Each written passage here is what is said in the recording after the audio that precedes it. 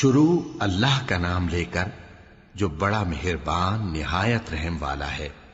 ہر طرح کی تعریف اللہ ہی کے لیے ہے جس نے آسمانوں اور زمین کو پیدا کیا اور اندھیرے اور روشنی بنائی۔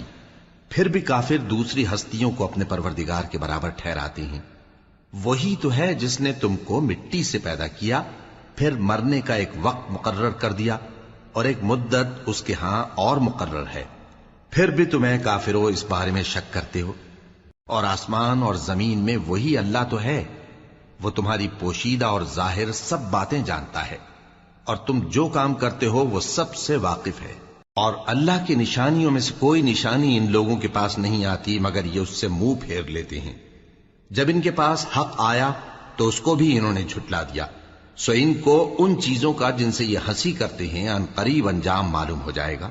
کیا انہوں نے نہیں دیکھا کہ ہم نے ان سے پہلے کتنی امتوں کو ہلاک کر دیا جن کے پاؤں ملک میں ایسے جما دیے تھے کہ تمہارے پاؤں بھی ایسے نہیں جمائے، اور ان پر آسمان سے لگاتار مے برسایا اور نہریں بنا دیں جو ان کے مکانوں کے نیچے بہ رہی تھیں، پھر ان کو ان کے گناہوں کے سبب ہلاک کر دیا، اور ان کے بعد اور امتیں پیدا کر دیں۔